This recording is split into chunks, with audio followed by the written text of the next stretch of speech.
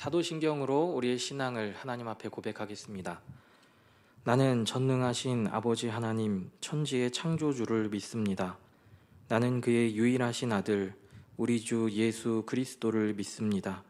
그는 성령으로 잉태되어 동정녀 마리아에게서 나시고 본디오 빌라도에게 고난을 받아 십자가에 못 박혀 죽으시고 장사된 지 사흘 만에 죽은 자 가운데서 다시 살아나셨으며 하늘에 오르시어 전능하신 아버지 하나님 우편에 앉아 계시다가 거기로부터 살아있는 자와 죽은 자를 심판하러 오십니다. 나는 성령을 믿으며 거룩한 공교회와 성도의 교제와 죄를 용서받는 것과 몸의 부활과 영생을 믿습니다. 아멘. 찬송가 88장 찬양하겠습니다.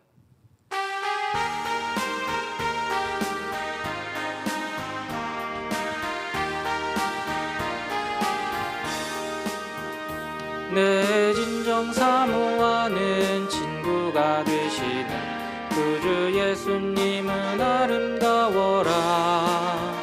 산 밑에 백합하여 빛나는 새벽별 주님 영원할 길 아주 없도다. 내 맘이 아플 적에 큰 위로 되시며 나 외로울 때 좋은 친구라. 주는 저 산 밑에 백합 빛나는 새벽별 이 땅 위에 비길 것이 없도다. 내 맘이 모든 염려 이 세상 보랍고 주님 항상 같이 하여 주시고 시험을 당할 때에 악마의 계교를 즉시 물리치사 나를 지키네. 온 세상 날 버려도 주 예수 안 버려 끝까지 나를 돌아보시니 주는 저 산 밑에 백합 빛나는 새벽별 이 땅 위에 비길 것이 없도다.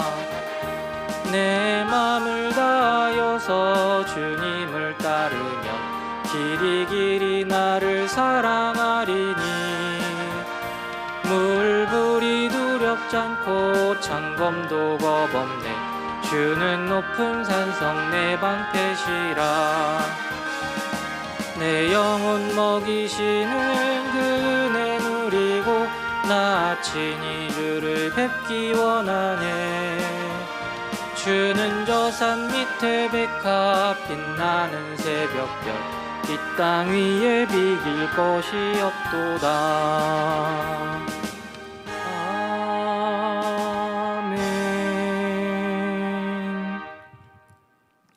함께 볼 하나님 말씀은 예레미야 31장 31절부터 34절까지의 말씀입니다. 예레미야 31장 31절부터 34절까지의 말씀을 제가 봉독하겠습니다. 여호와의 말씀이니라. 보라, 날이 이르리니 내가 이스라엘 집과 유다 집에 새 언약을 맺으리라. 이 언약은 내가 그들의 조상들의 손을 잡고 애굽 땅에서 인도하여 내던 날에 맺은 것과 같이 아니할 것은 내가 그들의 남편이 되었어도 그들이 내 언약을 깨뜨렸음이라. 여호와의 말씀이니라.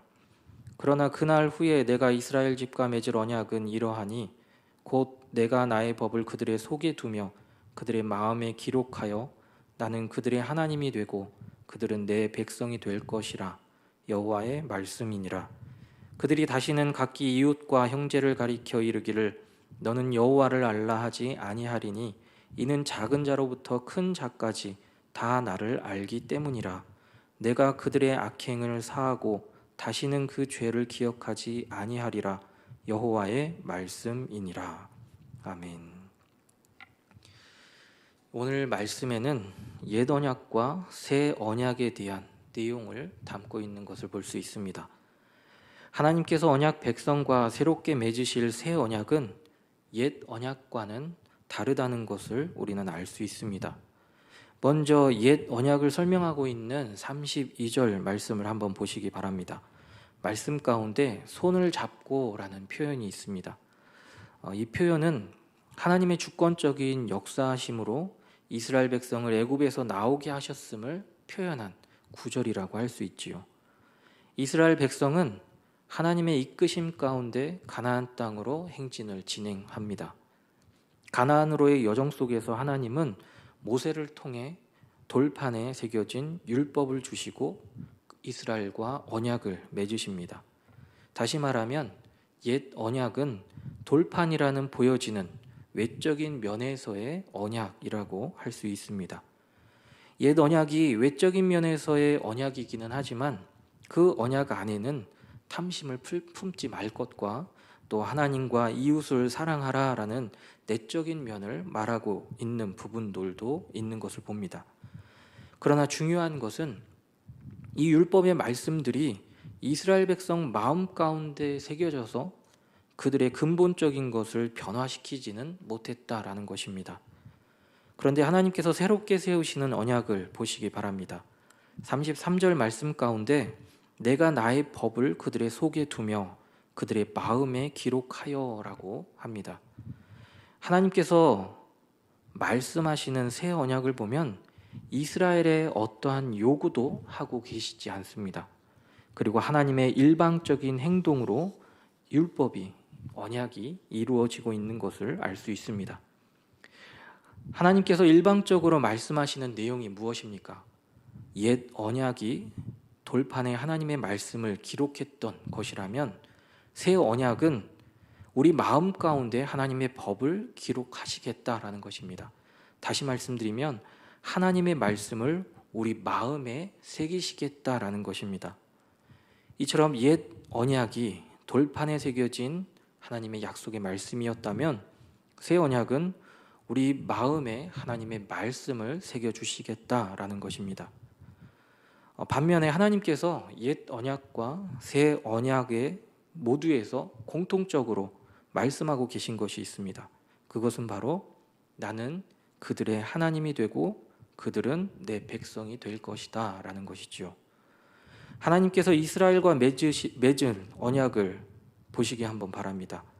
출애굽 당시 하나님께서 이스라엘과 언약을 맺으실 때가 언제였습니까?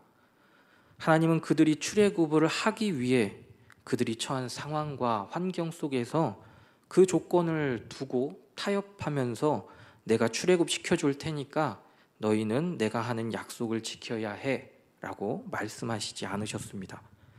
하나님께서는 이스라엘을 출애굽시키신 이후에 그들이 자유로움 가운데 있을 때 언약을 맺으셨고 그들에게 하나님의 길을 걸어갈 것을 제안하셨습니다. 이처럼 하나님께서는 언약을 맺으실 때 조건을 걸고 언약하지 않으셨습니다. 그렇다고 해서 하나님께서 값싼 은혜를 그들에게 허락하신 것은 아니지요. 건져내어 자유롭게 된 백성을 향해 언약을 맺으실 때는 그들이 하나님의 규례와 법도를 지키고 하나님께서 제시하는 길을 걸어가야 할 것을 제안하고 계십니다. 하나님과의 언약 관계에서 제시되는 율법은 은혜와 구원을 얻기 위한 조건이 아닙니다. 이 율법은 은혜와 구원을 받은 자들이 하나님의 백성으로 살아가는 영광스러운 삶의 규례라고 할 수 있지요. 하나님께서 세우신 언약은 전적인 은혜로 구원을 얻는 것입니다. 그리고 그 은혜로 구원받은 그들에게 주어진 말씀과 규례는 하나님의 백성이 되어 살아가는 자들에게 존귀한 삶의 내용을 제시하고 있는 것이죠. 그렇다면 하나님의 백성에게 존귀한 삶은 어떤 삶일까요? 하나님 백성의 삶은 하나님 한 분을 왕으로 모시고 살아가는 삶입니다. 그래서 내 백성 너희 하나님이, 이 관계는 하나님이 다스리는 나라, 다시 말해서 하나님 나라와 그 안에 살아가는 백성을 말하고 있는 것이지요. 그렇기 때문에 하나님께서 그 백성에게 베푸신 은혜의 최종 목적은 바로 하나님의 나라라고 할 수 있습니다. 종된 자들과 포로된 백성을 찾으셔서 자유하게 하신 것을 구속이라고 한다면 이 구속이 부르심의 전부는 아니다라는 것입니다. 애굽에서 종된 이들을 구속하신 목적이 무엇입니까? 하나님 나라 백성으로 살아가게 하기 위해서이지요. 신약에서 보면 예수 믿고 의롭다 여김을 받은 것이 부르심의 전부가 아니다라는 것과 같습니다. 의롭다함을 받은 것은 우리가 믿음으로 하나님 나라에 들어가는 첫걸음을 뗀 것과 마찬가지입니다. 예수님께서 우리를 부르신 이유가 무엇인지요? 우리로 하여금 하나님 나라 백성으로 거듭나기를 원하셨을 뿐 아니라 거듭난 자들이 세상 가운데서 하나님의 자녀이자 제자로 살아가기를 원하셨기 때문입니다. 거듭난 자들은 하나님을 잘 알아야 합니다. 34절 말씀 가운데 이는 작은 자로부터 큰 자까지 다 나를 알기 때문이라 라는 구절 나옵니다. 여기서 알다라는 단어는 그냥 피상적으로 겉으로만 아는 알을 이야기하는 것이 아닙니다. 전쟁을 예로 든다면 저와 여러분이 우크라이나 전쟁을 보고 아는 것과 우크라이나에서 직접 전쟁을 치르고 있는 사람들이 전쟁에 대해 안다라는 것은 확연한 차이가 있고 다르다는 것을 알 수 있습니다. 이처럼 알다라는 이 단어는 그냥 피상적인 알미 아니라 경험하고 체험한 체험적인 알을 말하는 것입니다. 34절 본문에서 하나님을 안다는 것은 그분과의 인격적인 만남을 통해 하나님을 아는 것을 말합니다. 이렇게 안다는 것은 하나님과의 깊은 교제 속에 우리 삶이 그분을 닮아가는 삶으로 변화되어 가는 것을 말합니다. 오늘 본문 말씀은 1차적으로 이스라엘의 회복과 새 언약을 주시는 하나님에 대한 말씀입니다. 하지만 궁극적으로는 예수 그리스도를 통한 새 언약에 대한 말씀을 하고 계신 것이지요. 예수 그리스도를 믿음으로 얻는 새 언약은 오늘 예레미야 31장 31절로 34절에서 말씀하고 계신 새 언약의 성취와도 같다라고 말할 수 있습니다. 저와 여러분이 예수 그리스도를 주로 고백하는 것은 구약에 제시하고 또 선포하고 있는 모든 예언에 실제적으로 이루어질 것에 대한 고백이다라고 말할 수 있어요.